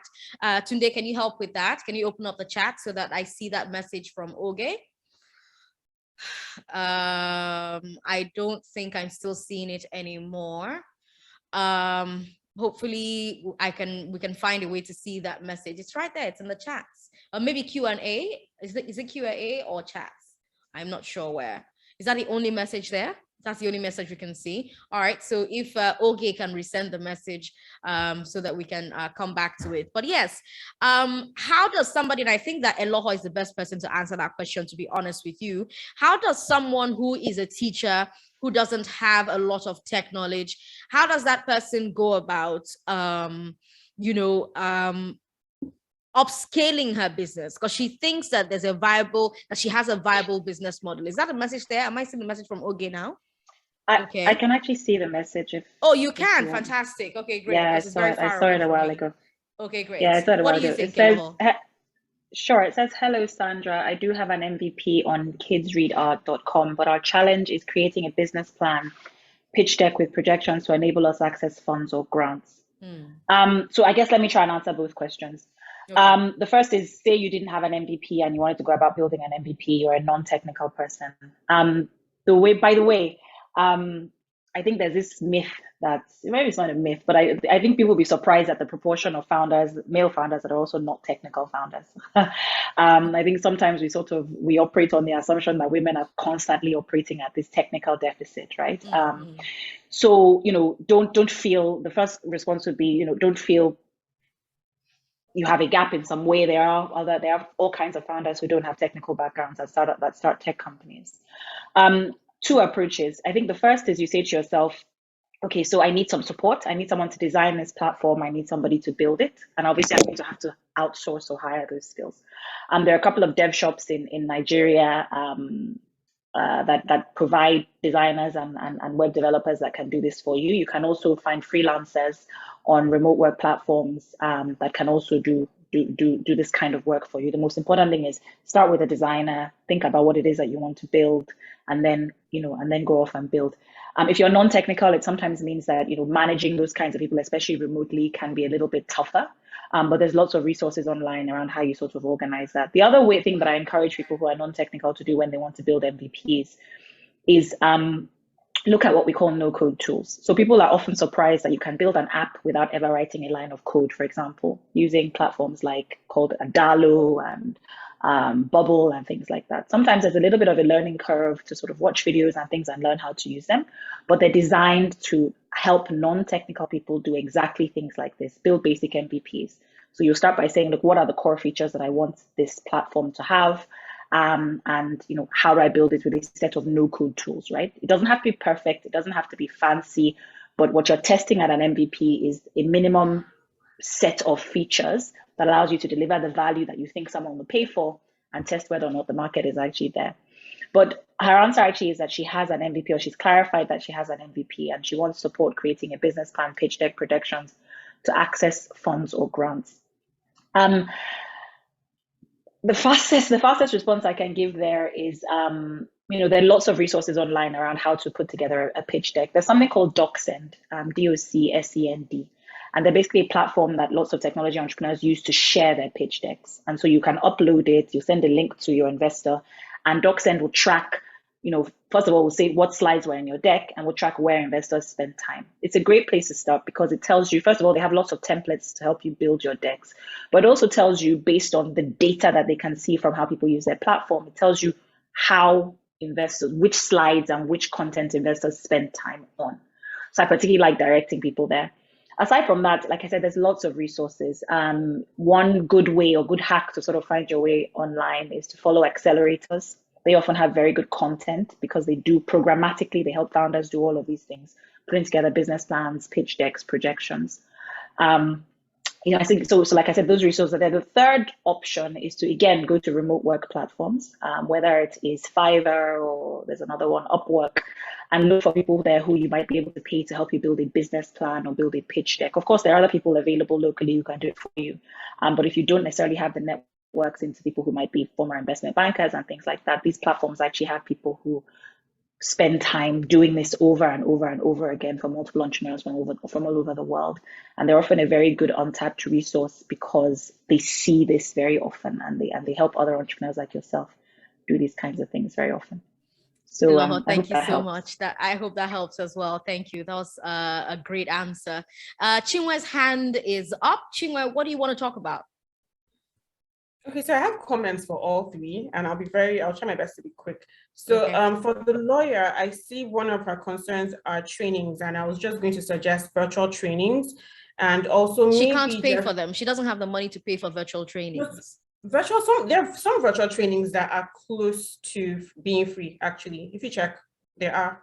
And then also getting engaged in mentoring programs that don't necessarily require you to make any payments. I think I'm aware that Leading Ladies Africa, they run a mentoring program, and they try their best to match the mentee with a mentor that is aligned to the field that the mentee is operating in. And then joining networks and communities to boost marketing of her services.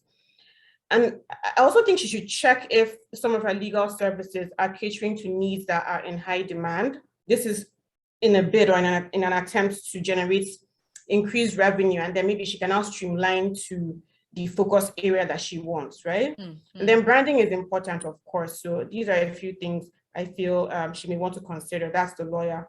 Okay. Now for the Zobo person, yeah. So supply chain disruptions, of course, I'm sure when you hear us talking about inflation, that's what we're always saying. So supply chain disruptions have contributed to this increase in the bottles that she's speaking about. Yeah. She can consider smaller bottles, of course, and that's a suggestion that she gave. So yes, some fast moving consumer good companies, I'm not going to mention their names, are doing this. You know, some are smaller bottles or powdered soap. We're all going to supermarkets. We're picking up things. When you touch the sachet, it's not as it's not as full as before. So there's nothing wrong with you adopting that approach, right? Okay. Some cocktail companies as well have been able to re-strategize. I don't know if this is the right terminology, but I think they're using pouches as opposed to bottles, and I think that's a bit more affordable in terms of operational costs. So maybe that's something she wants to look into. I know she's not doing cocktails, but it's still beverage. So she can also consider seeking investments by giving some equity. I know it's not everyone that's comfortable with that, but maybe it's something to think about, giving up some equity to a potential investor, or just structuring some kind of debt repayment approach to help with cash flow. So that's for Zobo. And then the last is the Texas. Okay. So I'll just add to what has been said already, that it's possible to engage experts like strategists, business development experts, and accountants, or even, as my fellow panelists said, former investment bankers. I'm in investment banking, so I see SME owners, engaging people that are engaged in valuation and all of that. You can engage people like that on a contract basis. Of course, I understand that she's a teacher. She's a teacher. She doesn't have money. She's a teacher. Well, okay. Can I say something? Let me commit to. Is it possible for her to reach out to me by email? Can you share? Okay, so type your email in the chat box to her directly. Or okay, reach out to her. I don't know. Yeah, she's in there. Okay. Yeah, so you can find her and send her an email. Send her your email directly. Or Tunde, if you can help, I can find a way to send it to you. I think she's already trying to reach out. Right? Is she trying to reach out? Who's that? Who's just joining? I saw panelists just joined. Is that okay? Tunde, is that okay? I see. Okay. So she sent it to everyone. Okay, that's fine. Okay, fantastic. I have it. Yeah, okay, great. See, I love this. Women partnering with each other. Ife, your hand is still up. Do you have something else to say? Yes, I was going to talk to the Texas. So one of the ways, because I'm a non-technical tech co-founder. Okay. Tech founder, and some of the things I did was to join an accelerator program. So accelerator programs typically help you build out. I think the Zobo lady also said things like about doing a pitch deck and everything. Accelerator program would help you. Also, and they helped me even find my tech co-founder or tech So we have limited resources in Nigeria because a lot of people are going abroad, they're getting jobs, in Canada and all of that. But if you join these accelerator programs, they have a pool of people that they can recommend to you that you can use. Also, somebody else mentioned equity. You would have to give up equity, but one of the ways you can package that and make sure that you are also not giving off to somebody who doesn't perform is to make the equity vested. So you can use maybe, say, over a period of 3 years, your equity will be vested and you stay with us and you do and build the right products. I think that's one of the ways that you can easily get people to join you if you cannot, afford to pay them now. So don't be too scared to give off equity, but obviously seek, legal expertise when you're doing this. Y Combinator also has a tool for co-founder matching, and it's free. I used it as well when I was really desperate and everything. So they would link you up with people who have like a similar mission to you, or people who have the skills that you don't have. So you can use that co-founding matching tool. Also, I wanted to talk to the person who I spoke to the first time. And I think Obubu mentioned, getting help and, all these things are expensive. The truth is that sometimes these resources are not expensive, and we need to take our mind away from everything is expensive. I cannot afford this. I cannot afford this. Some things have to give, right? When it happened to me that I couldn't afford everything and I was at my barest minimum, there are a lot of things that I had to do to see how I could create extra income. So you can learn a skill that can give you quick income in the time now. So something like social media management, you don't necessarily need to leave your house to help people manage their social media.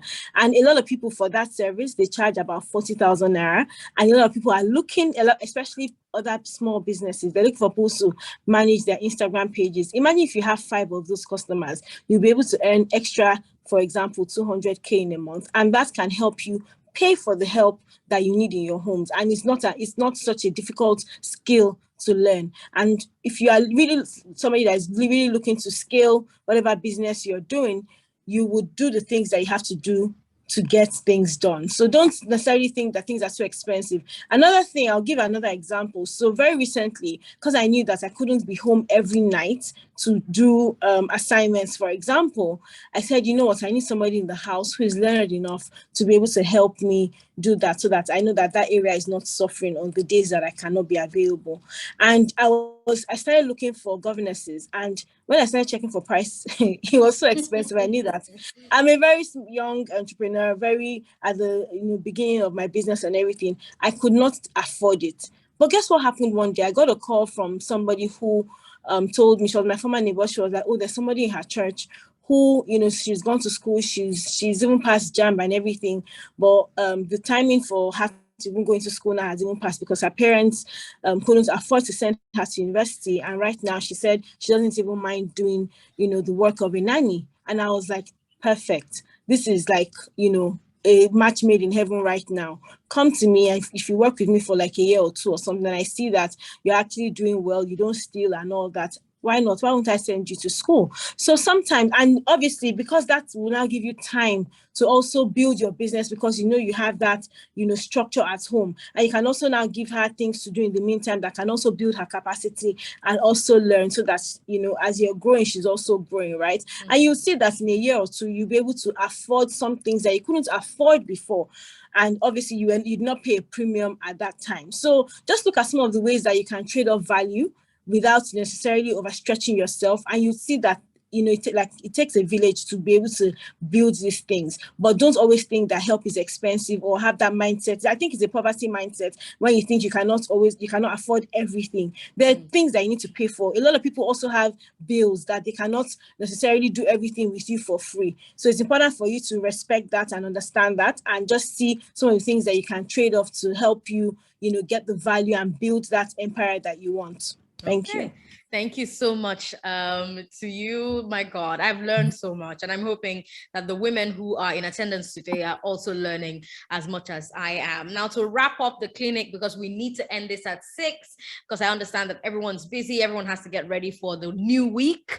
I'm going to have the panelists give their final advice to our business women. So I'll start with Chef Obubu, and then we'll come to Eloho Mame, then we'll come to Chinwe Egwim, then we'll come to Ife Okala. Then we've got Simbo Olatoregun as well, still in the meeting. And then we'll wrap up with Ife Durosimieti. So Chef Obubu, over to you. What's your final advice to our business women in attendance today, especially these three? So I realized I didn't touch on the Zobo woman, and obviously I can't touch on tech sticks because I don't know how to enter into the tech environment. But for the Zobo, I feel like recycling is something you should actually look into. Maybe you can do a recycling drive with your customers, let them return bottles back to you, and you can be able to get a deal with the people that make your bottles, or find a way. I think a lot of your bottles are going to waste. Like after they drink it, they throw into the bin. If you start a recycling drive with your customers, maybe if you return 10 bottles, you get 100 naira discount, or you get a bottle free. They would always keep bottles for you and bring it back to you. You can be able to reduce cost to recycling. Moving on from that, I think my final advice to everyone is, do not be afraid to ask for help. You are not a superhero.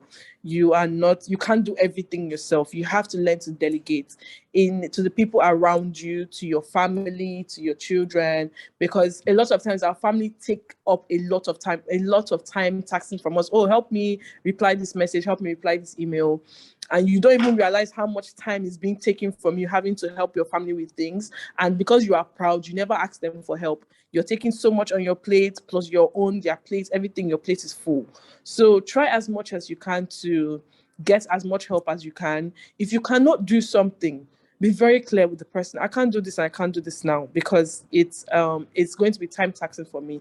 Also time yourself. Okay, 11 to 12, I'm working. If it's not yet 12 o'clock, anybody that comes to the request that's not work, say to them, it's my working time. I know I'm working from home, but create a strict boundary for yourself, especially those that have to work from home. If you don't create a strict boundary for yourself, you'll be everywhere and you not meet your deadlines. And I really hope you can do well in your businesses.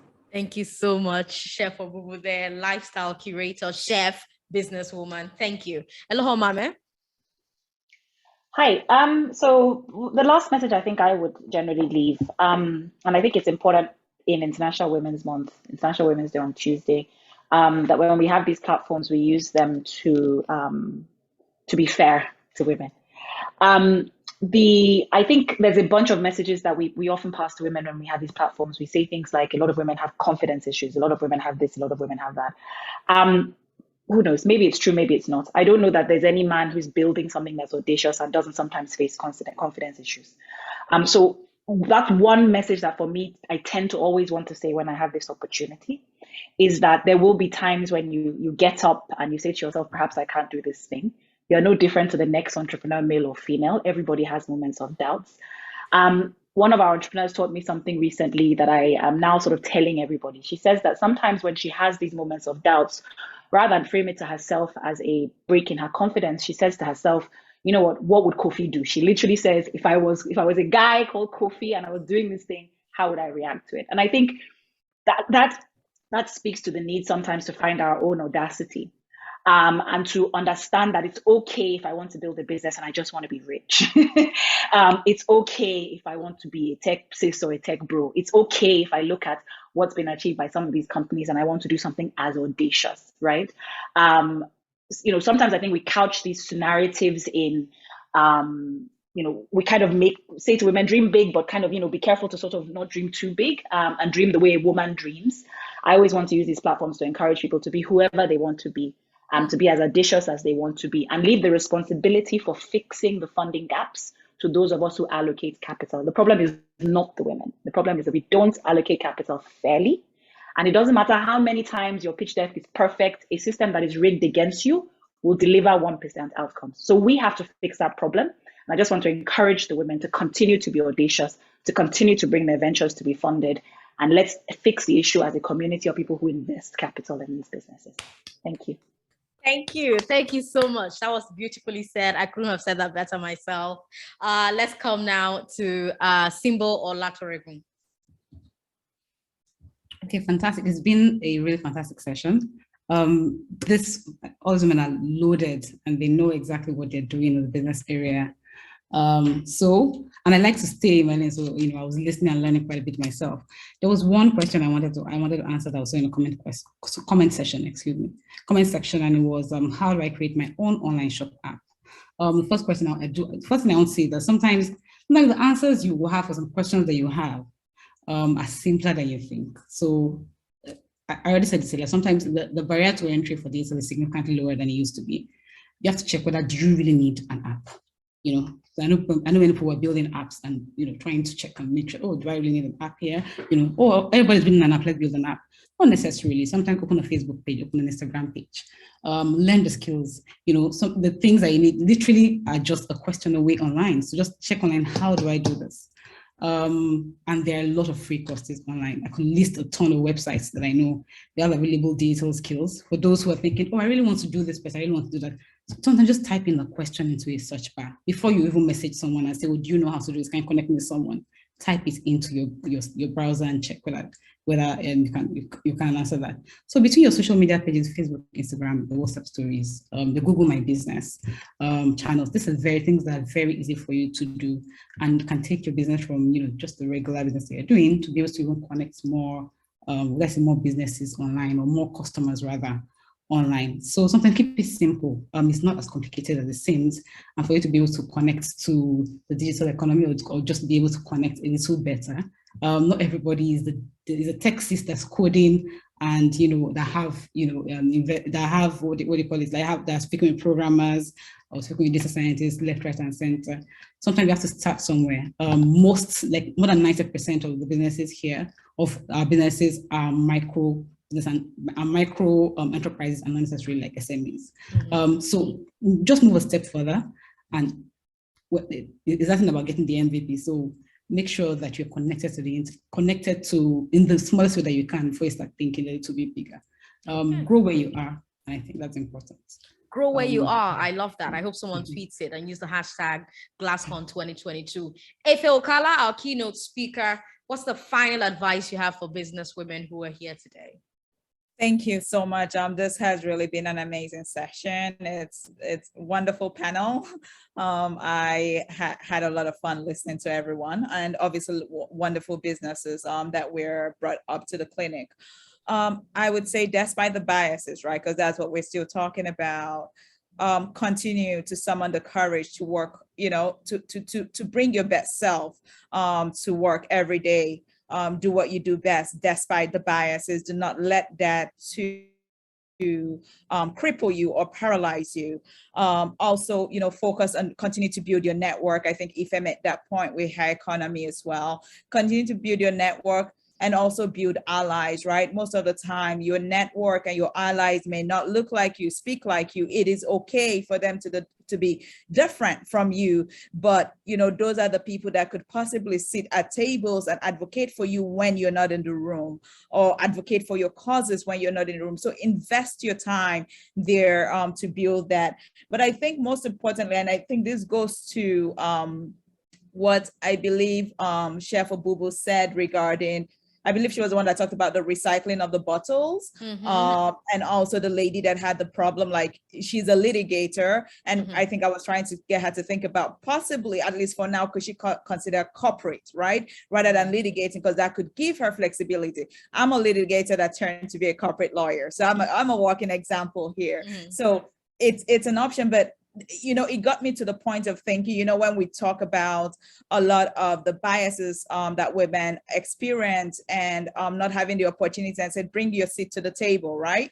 Bring your chair to the table. Sometimes there may not be room on that table for you. Sometimes people are trying to squeeze you out of the table. So perhaps create your own table, build your own table, get your nails, get your wood, build it up. And that is where, pivoting really comes in, and thinking creatively of how to solve your problem without fitting into the current narrative. Okay. All right. Thank you so much. Okay. Let's come to Chinwe Gwim, and then we'll wrap up with Ife. Chinwe? Okay, so I would just say that there should be some level of curiosity with regards to what is happening around you, whether it is globally, in your country of residence or home country, and how market information can positively or negatively impact your business.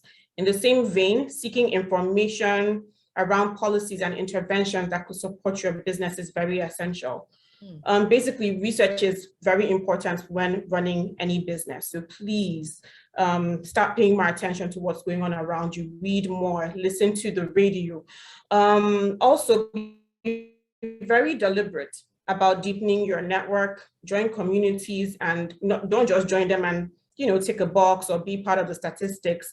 Be active when you join. Okay, thank you very much. And last but definitely not least, Ife. Thank you very much. Okay, so my advice to everyone watching, like Ife said, build your own table and do it afraid. It would break you. Sometimes we're not used to it. And I'll give a very quick example. Oh no, we seem to have lost the connection to Ife. I do hope we get it back because I really, really want to hear what she has to say. Oh my God, I do hope we get her back so we can keep going. But ladies, I want to thank you all so much for your time today. You've been so generous. Thank you to every participant who got into the room, who listened on air, who's commenting on Facebook and Instagram and Twitter, all the comments that you have for us in the Q&A. I wish I could go through all of them, but unfortunately I cannot because we have just 2 hours, and 2 hours is not enough time to get into it. Maybe next year for our International Women's Day event, we'll come back and do business again. Maybe not, but I just want to say thank you. We've come to the end of yet another amazing Glass Ceiling Convention. A big thank you to everyone who attended. You made it special and we made it for you. Thank you to every single one of our panelists for doing an amazing job. You've really given us a practical education here today. Efe Okala joined us from the United States. Thank you so much, Efe, for making out time in your morning to join this conversation. And thank you to all our partners, the British High Commission, the Canadian High Commission, and Guinness Nigeria, who have brought GlassCon to life yet again this year. For our next steps, the GlassCon team will take the insights shared here and develop a manifesto. Then next, we'll reach out to the women who are interested in being part of the GlassCon working group. That group will find ways to share the manifesto with different stakeholders and find the specific interventions that can happen in the coming year to bring these manifesto points to life. I'm going to be communicating with all of you about the progress, but that was GlassCon 2022. Good night.